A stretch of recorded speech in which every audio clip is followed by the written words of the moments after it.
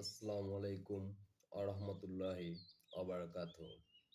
শুরু করছি পরম করুণাময় আল্লাহ তাআলার নামে। আপনারা সবাই কেমন আছেন? যাই হোক, আজকে একটা বিষয়ে কথা বলতে চাই। আমাদের সমাজে ধর্মীয় বিতর্কটা খুব প্রকট আকার ধারণ করেছে। সত্যি বলছি যে ধর্মীয় কিছু বিধি নিষেধ নিয়ে একটা প্রকট আকার ধারণ করেছে। প্রতিনিয়ত তর্ক হচ্ছে, যুক্তি হচ্ছে, কিন্তু কোনো সমাধান হচ্ছে না। এখন এইখানে যদি একটা কথা বলি যে আমরা মানুষ, মানুষ সত্য এবং যারা সৃষ্টিকর্তায় বিশ্বাসী তারাই ধর্ম পালন করে। আমিও একজন সৃষ্টিকর্তায় বিশ্বাসী। আমি জানি যে আমার একজন সৃষ্টিকর্তা আছে। কোনো কিছুই এমনি এমনি হয় না, এটা আমি বিশ্বাস করি। আর যে সৃষ্টিকর্তায় বিশ্বাসী তাকে যদি আরবিতে বলি, বলা হয় ইমানদার। বা যাই হোক, এখন কথা হচ্ছে যে আমরা সৃষ্টিকর্তায় বিশ্বাসী, এতে কারো কোনো সন্দেহ নেই। বিশেষ করে যারা সৃষ্টিকর্তায় বিশ্বাসী তারাই ধর্ম মানে। অনেকগুলো ধর্ম আছে, সকল ধর্মই বলে আমাদের সৃষ্টিকর্তা আছে। আর আমরা সবাই জানি যে যত মানুষ এবং যে ধর্মেরই হোক, সৃষ্টিকর্তা কিন্তু একজন, এবং তিনি সর্বময় ক্ষমতার অধিকারী, সকল ক্ষমতার অধিকারী। সকল ক্ষমতা, আমরা যা দেখি, আমরা যা দেখি না, আমরা যা উপলব্ধি করি এবং আমরা যা উপলব্ধি করি না, সকল ক্ষমতার অধিকারী আমাদের সৃষ্টিকর্তা। এ বিষয়ে কারো কোনো সন্দেহ নাই। এরপর আসে বিতর্কের কথা। আমরা মানুষ, সৃষ্টির সেরা জীব। আমরা কিন্তু পৃথিবীতে শুধু খাওয়া দাওয়া করতে আসি নাই, ঘোরাফেরা করতে আসি নাই, চাকরি করতে আসি নাই। আমাদের অনেক দায়িত্ব, মানুষের অনেক দায়িত্ব। মানুষ এসেছে সৃষ্টিকর্তার মহত্ব নিজের মধ্যে ধারণ করতে এবং তার বিধি নিষেধ আচরণ সম্পর্কে জানতে এবং মানতে। তারা কিন্তু আল্লাহর ইবাদত করার জন্য এসেছে। আল্লাহর ইবাদত, সকল ক্ষেত্রেই আল্লাহর ইবাদত। তো সকল ধর্মের কথাই বলি আমি। আমি এজ এ মুসলিম, বাট আমি এখানে একটু সকল ধর্মের কথা বলি যে প্রত্যেক ধর্মেই বিতর্ক বিদ্যমান। এমন কোনো ধর্ম দেখছি না যে ধর্মটায় বিতর্ক নাই। আচ্ছা, আমরা যদি এই বিতর্ক থেকে একটু বেরিয়ে এসে চিন্তা করি যে আমাদের প্রত্যেকের একটি ধর্মীয় গ্রন্থ আছে। প্রত্যেকের একটি ধর্মীয় গ্রন্থ আছে। সেই গ্রন্থটা আমরা অন্যের থেকে আলোচনা শুনি। আল্লাহ আমাদের একটা মাথা দিয়েছে, মস্তিষ্ক দিয়েছে। সৃষ্টিকর্তা আমাদের মস্তিষ্ক সৃষ্টি করেছেন, আমাদের বিবেক দিয়েছেন, চিন্তার শক্তি দিয়েছেন। আর এখন অধিকাংশ মানুষ অ্যাটলিস্ট বাংলাটা পড়তে জানে, অন্য ভাষা নাই বা জানুক।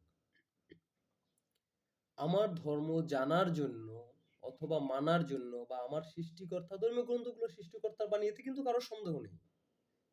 যেমন আমাদের মুসলিম ধর্মে আমি যদি বলি যে আল কুরআন, মহান আল্লাহ তাআলার মনোনীত গ্রন্থ আল কুরআন, এতে কিন্তু কারো কোনো সন্দেহ নেই। কিন্তু কোরআনে কি বলেছে এবং কি বলেনি, এই বিষয় নিয়ে মানে ব্যাখ্যা বিশ্লেষণ হয়। কেউ বুঝাতে পারে, কেউ বুঝাতে পারে না, অথবা যে বুঝাচ্ছে আমি তার মতো করে বুঝতে পারছি না। কিন্তু দেখেন, আমরা যদি আরবিটা নাই পারি বা অন্য কোনো ভাষা নাই পারি, যে যে ভাষা পারি না কেন সেই ভাষায় কিন্তু একটা অনুবাদ আছে। আচ্ছা, আমরা নিজেরা কখনো কি চেষ্টা করে করতে পারি না যে আমার গ্রন্থে আমার বিধাতা, আমার সৃষ্টিকর্তা আমাকে কি বলেছে, আমি একবার নিজে একটু রিয়েলাইজ করি, নিজে একটু পড়ে দেখি বা নিজে একটু শেখার চেষ্টা করি যে আমার সৃষ্টিকর্তা আমাকে কি জন্য পাঠিয়েছে, কেন পাঠিয়েছে, আমার সৃষ্টিকর্তা কি বলেছে। এই জিনিসগুলো যখন আমরা নিজেরা শেখার চেষ্টা করব, তখন অনেক ভ্রান্ত ধারণা থেকে আমরা বেরিয়ে যেতে পারবো, অনেক বিতর্কের মধ্যে থেকে আমরা বেরিয়ে যেতে পারবো। এখন হয় কি, গুটি কয়েক লোক ধর্ম সম্পর্কে কথা বলে, আলোচনা করে, আর আমরা সবাই শ্রোতা, শুনি। ভাই, উনি ধর্ম প্রচারক, ধর্মের প্রবক্তা নন। যে আমার ধর্ম মনোনীত করে পাঠিয়েছেন, দেখেন আমি মুসলিম ঘরে জন্ম নিয়েছি বলেই যে আমি মুসলিম, আমার কাছে ব্যাপারটা এমন না। আমার ধর্ম সম্পর্কে জানতে হবে। আমার ধর্ম সম্পর্কে আমার জানা উচিত। সৃষ্টিকর্তা আমাকে কেন পাঠিয়েছেন, কি করতে পাঠিয়েছেন, কি করতে নিষেধ করেছেন। সৃষ্টিকর্তা তার একটা পূর্ণাঙ্গ জীবন ব্যবস্থা দিয়ে দিয়েছে। আল কুরআন যে পূর্ণাঙ্গ জীবন ব্যবস্থা, অ্যাটলিস্ট আমাদের মুসলমানদের মধ্যে এতে তো কারো কোনো সন্দেহ নেই যে আল কুরআন একটা পূর্ণাঙ্গ জীবন ব্যবস্থা। তিনি হযরত মুহাম্মদ সাল্লাল্লাহু আলাইহি সাল্লাম যে আমাদের রাসূল, তার উপরে এটা অবতীর্ণ করেছেন, তার মাধ্যমে আমাদের মাঝে প্রচার করেছেন। এই বিষয়গুলোতে তো কোনো সন্দেহ নেই। তাহলে আমরা যেই জায়গাটা এক আছি সেই জায়গাটা থেকে নিজের ধর্মটা নিজে একটু জানার চেষ্টা করি। যেহেতু আমাদের মাঝে এখন রসুল উপস্থিত নেই, তিনি আমাদেরকে গ্রন্থ মনোনীত করে গেছেন এবং সেই গ্রন্থটা আমাদের লিপিবদ্ধ আছে। তাহলে সেই জিনিসটা তো আমরা একটু স্টাডি করতেই পারি। শিখতে তো কোনো সমস্যা নেই, আমরা শিখি। প্রত্যেকে এই সামনে রমজান মাস, রমজান মাসে আমাদের বাংলাদেশে দেখা যায় খুব আনন্দের একটা বিষয় যে বাংলাদেশ মানুষ খুব ধর্মীয়ভাবে আবেগপ্রবণ এবং রমজান মাসে পুরা ৩০ দিনে কয়েকবার কোরআনটাকে খতম করেন। হ্যাঁ, আপনি খতম করেন, আমি এতে কোনোভাবেই বাধা দিচ্ছি না। কিন্তু দেখেন, আপনি কয়েকবার যদি নাও পারেন, অন্তত একবার কোরআনটা পড়ার সময় বাংলা অর্থ এবং তর্জমা দেখবেন, বাংলা অর্থ এবং তর্জমাগুলো যদি আপনি পড়েন, আপনার কোরআনটা পড়তেও অনেক ভালো লাগবে। আপনি বুঝতে পারবেন যে কোরআন আমাকে কি বলছে। যখন আপনি বুঝতে পারবেন, দেখবেন যে কোরআন পড়ার প্রতি একটা অন্যরকম মানসিকতা তৈরি হয়ে গেছে। আপনি নিজের ধর্মটা সম্পর্কে নিজে শিখছেন, নিজে জানছেন। তাহলে অনেক বিতর্কে আপনার যেতেই হবে না। আপনার কারো কাছে যেতে হবে না। আপনি নিজে একটু রিয়ালাইজ করেন। আশা করি এতে অনেক বিতর্কের অবসান ঘটবে। আমরা নিজেরা নিজের মতো করে শিখতে পারবো যে আসলে কোনটা সত্য আর আমার বিধাতা আমাকে কি বলেছে, আমার সৃষ্টিকর্তা আমাকে কি বলেছে। এবং অন্যান্য ধর্মের লোকদের উদ্দেশ্য সেটাই বলবো যে আপনারা নিজের ধর্মগ্রন্থটা অন্তত ভালো করে পড়েন। সেখানে অনেক দিক নির্দেশনা আছে। ওইটা অন্তত মানেন। তাহলে দেখবেন যে আসলে পৃথিবী কত সুন্দর হয়। শুধু শুধু বিতর্কের জন্ম দিবেন না, শুধু শুধু বিতর্কে জড়াবেন না। আমরা বিতর্ক মুক্ত সমাধান চাই। আর সমাধানের জন্য একমাত্র উপায় হচ্ছে নিজের শেখা, নিজের জানা। আমাকে অন্যজন বুঝাবে, সে হয়তো আমার মতো করে আমাকে বুঝাতে পারবে না, অথবা আমি বুঝতে পারবো না। সে সত্য বলছে কিন্তু আমি ভুলটা বুঝছি, অথবা সে ভুল বুঝছে, আমি যাচাই করে দেখছি না যে সত্য মিথ্যা কোনটা।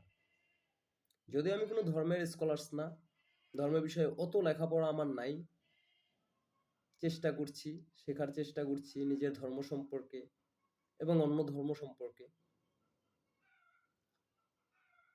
তাই খুব বিশদ আলোচনা করব না।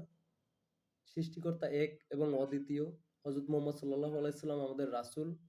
এই বিষয়ে কারো কোনো সন্দেহ নেই।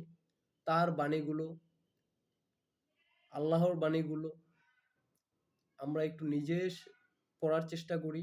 তার অনুবাদ আছে, অনুবাদগুলো দেখার চেষ্টা করি। তাহলে আমরা নিজেরাই অনেক বিতর্কের অবসান ঘটাতে পারবো। আর তার থেকে বড় কথা হচ্ছে, অবশ্যই কোরআন নির্বাচনের সময় মাথায় রাখবেন সর্বোত্তম অনুবাদ কোনটা। আমি আমার ভাষায় যখন বুঝতে চাবো, তখন আমার ভাষায় সর্বোত্তম অনুবাদটাই আমাকে খুঁজে নিতে হবে। আমি যেন কোনোভাবেই ভুল বুঝতে না পারি। অথবা ২-৩টা অনুবাদ আপনি দেখতে পারেন। প্লিজ নিজের ধর্মটা নিজে জানার চেষ্টা করেন, নিজে শেখার চেষ্টা করেন। অন্যের থেকে তো শিখবেনই, শিখেছেন। কিন্তু সমাধান খুব বেশি একটা হয় না। এবার নিজের থেকে একবার শিখে দেখেন। অবশ্যই ভালো লাগবে। নিজেকে খুঁজে পাবেন। নিজের ধর্মকে খুঁজে পাবেন। আসসালামু আলাইকুম ওয়া রাহমাতুল্লাহি ওয়া বারাকাতুহু। ভালো থাকবেন, সুস্থ থাকবেন, আমার জন্য দোয়া করবেন।